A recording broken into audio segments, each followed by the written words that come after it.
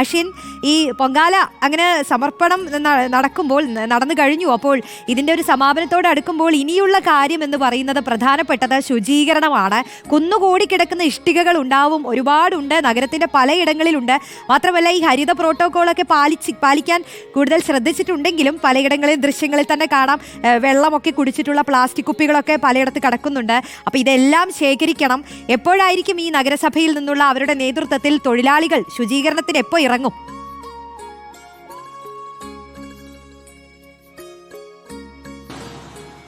റോഷ്നി, എന്തായാലും ഈ വർഷത്തെ പൊങ്കാല കഴിഞ്ഞിരിക്കുന്നു. ഭക്തർ വീടുകളിലേക്ക് മടങ്ങി തുടങ്ങിയിരിക്കുന്നു. പക്ഷേ നഗരസഭാ ജീവനക്കാർ അവർ തിരക്കിലാണ്. കാരണം ഈ ഭക്തർ അവിടെ ബാക്കി വെച്ചിട്ടുള്ള അവരുടെ ചൂട്ടുകൾ അതുപോലെ തന്നെ മറ്റ് നഗരം വൃത്തിയാക്കുക എന്നൊരു ടാസ്ക്കാണ് നഗരസഭാ ജീവനക്കാർക്ക് ഉള്ളത്. 3 മണി മുതൽ തന്നെ അവർ അവരുടെ പ്രവർത്തനങ്ങൾ തുടങ്ങി എന്നുള്ളതാണ്. കനത്ത വെയിലാണ്. അതുകൊണ്ട് തന്നെ 3 മണിക്ക് ശേഷമാണ് ഇത്തവണ ഈ വൃത്തിയാക്കൽ പരിപാടികൾ ആരംഭിച്ചിട്ടുള്ളത്. പണി തുടങ്ങി 5 മിനിറ്റ് പോലും തികയുന്നതിന് മുൻപ് തന്നെ ഏതാണ്ട് ഞാനുള്ള ഈ പാളയം ഭാഗത്തെ ഒരു വശം മുഴുവനായി വൃത്തിയായിട്ടുണ്ട് എന്നുള്ളതാണ് ഇവരുടെ വേഗത കാണിക്കുന്നത്. കാരണം അല്പസമയം മുമ്പ് ഞാനിവിടെ വരുമ്പോൾ പൊങ്കാല ഇഷ്ടിക പോലും അവിടെ തന്നെ ഉണ്ടായിരുന്നു എന്നുള്ളതാണ്. അതിനിടയിൽ ചാരം, വിറക് കഷ്ണങ്ങളുടെ ബാക്കി, അവർ കൊണ്ടുവന്ന പ്ലാസ്റ്റിക് കുപ്പികൾ, അതുപോലെ തന്നെ ഈ കൊതുമ്പ്, ചൂട്ട് അങ്ങനെയുള്ള സാധനങ്ങളൊക്കെ ഉണ്ടായിരുന്നു. ഞാൻ ഇപ്പോൾ ഈ ലൈവിന് പറയാനായി കയറുന്ന സമയം ആയപ്പോഴേക്കും ഇതൊന്നും അവിടെ ഇല്ല. അത്രത്തോളം വേഗതയിലാണ് ഇവർ അവരുടെ ഈ ഒരു വൃത്തിയാക്കൽ അല്ലെങ്കിൽ അവരുടെ ജോലി ചെയ്യുന്നത് എന്നുള്ളതാണ്. 6 ടീമുകളായി തിരിച്ചാണ് ഈ ഒരു വൃത്തിയാക്കൽ ഇപ്പോൾ നടക്കുന്നത്. ഏതാണ്ട് കോർപ്പറേഷന്റെ 3200-ലധികം തൊഴിലാളികളാണ് ഈ ശുചീകരണത്തിന് വേണ്ടി മാത്രം വിന്യസിച്ചിട്ടുള്ളത്. അവർക്ക് വേണ്ടിയ ഉള്ള വാഹനങ്ങളടക്കം ഇവിടെ ക്രമീകരിച്ചിട്ടുണ്ട്. ഒരു യൂണിറ്റിന് ഏതാണ്ട് 3 ലോറികളാണ് നൽകുക. ഇതിൽ ഒരു വാഹനം പൂർണ്ണമായും ഈ ചവറുകൾ മാറ്റുന്നതിനും മറ്റ് 2 ലോറികൾ ഈ ഇഷ്ടികകൾ മാറ്റുന്നതിനുമാണ് ഉള്ളത് എന്നുള്ളതാണ്. ഈ ഇഷ്ടികകൾ നിലവിൽ ഇപ്പോൾ ഇവിടെ നിന്നും ഈ പൊങ്കാല നടന്ന ഈ സ്ഥലങ്ങളിൽ നിന്നും ശേഖരിച്ച് പുത്തിരിക്കണ്ടത്തേക്കാണ് മാറ്റുക എന്നുള്ളതാണ് നമുക്ക് മനസ്സിലാക്കാൻ കഴിയുക. പുത്തിരിക്കണ്ടത്താണ് കഴിഞ്ഞ തവണ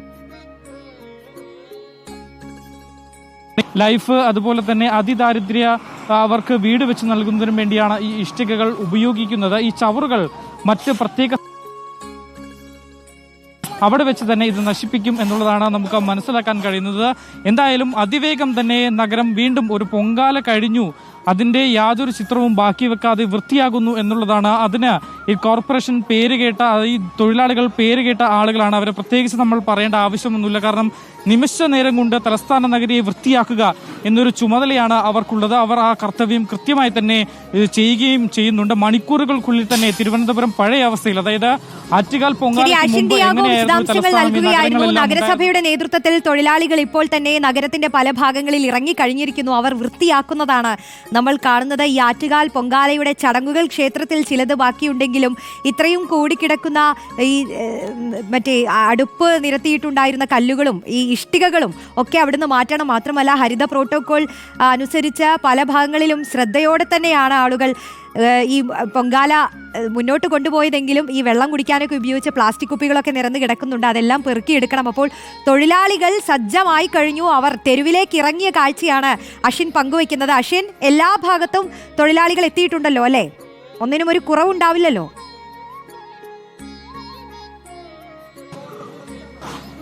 റോഷനി, ഏതാണ്ട് 3204 തൊഴിലാളികളെയാണ് നഗരസഭ ഈ ഒരു ശുചീകരണത്തിന് വേണ്ടി മാത്രം ബാക്കിയിട്ടുള്ളത്. ഇവർ മാത്രം ഈ പാളയം യൂണിറ്റിൽ മാത്രം 6 ടീമുകളായി തിരിഞ്ഞാണ് ഈ ഒരു പ്രവർത്തനം നടക്കുന്നത്. ഞൊടിയിടയിൽ തന്നെ ഇത് വൃത്തിയാക്കുക എന്നൊരു ടാസ്ക്കാണ് ഇവർക്കുള്ളത്. അവർ കൃത്യമായി തന്നെ ചെയ്യുകയും ചെയ്യും. ഞാൻ നേരത്തെ സൂചിപ്പിച്ചതുപോലെ തന്നെ അതിവേഗമാണ് ഇവർ ഈ പരിപാടി, അവരുടെ ഈ ശുചീകരണ പ്രവർത്തനങ്ങൾ നടത്തുന്നത്.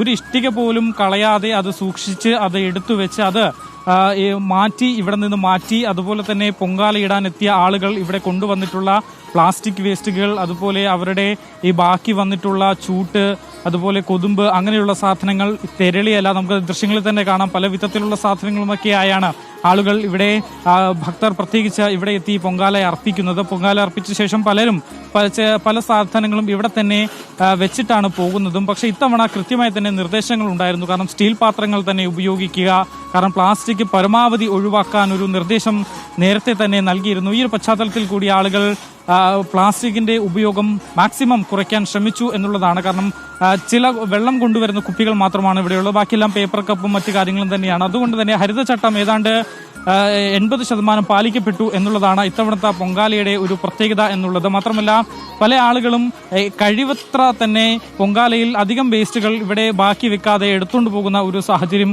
കൂടി ഉണ്ടായിരുന്നു. അതും ഈ തൊഴിലാളികൾക്ക് ഒരു ആശ്വാസമാണ്. കാരണം കനത്ത വെയിലാണ്. നമുക്കറിയാം രാവിലെ മുതൽ തന്നെ വലിയ ചൂടാണ്. സാധാരണ പൊങ്കാല കഴിഞ്ഞാൽ ഉടനെ തന്നെ ഇവർ ഈ ക്ലീനിങ് പരിപാടിയിലേക്ക് കടക്കാറാണ് പതിവ്. പക്ഷേ ഇത്തവണ വലിയ ചൂടാണ്. കടുത്ത വെയിലിൽ വേണം ഇവർക്ക് പണിയെടുക്കണം. അതുകൊണ്ട് തന്നെ 3 മണിക്ക് ശേഷം മാത്രം ഈ ശുചീകരണ പ്രവർത്തനങ്ങളിലേക്ക് ഇറങ്ങിയാൽ മതി എന്നൊരു നിർദ്ദേശം മേയർ തന്നെ നേരിട്ട് ഇവർക്ക് നൽകിയിരുന്നു. അതിന്റെ അടിസ്ഥാനത്തിലാണ് ഇവർ ഇപ്പോൾ അല്പസമയം മുമ്പ് അവരുടെ ജോലികൾ എന്തായാലും ആ തൊഴിലാളികൾ ശുചീകരണ പ്രവർത്തനത്തിൽ ഏർപ്പെട്ട് കഴിഞ്ഞിരിക്കുന്നു. അവർ ശുചീകരണം നടത്തട്ടെ. വരും മണിക്കൂറുകളിലും എത്രത്തോളമായി നഗരം എല്ലാം ക്ലീനായ കാഴ്ചകളിലേക്ക് നമുക്ക് എത്തണം. അപ്പോൾ അവർക്ക് സമയം വേണം. ഇതെല്ലാം വൃത്തിയാക്കണം. എത്രയോ അധികം മാലിന്യങ്ങൾ ഇങ്ങനെ കുന്നുകൂടി കിടക്കുന്നതാണ്. അവർ നന്നായി പണിയെടുക്കാൻ തുടങ്ങിയിരിക്കുന്നു എന്തായാലും.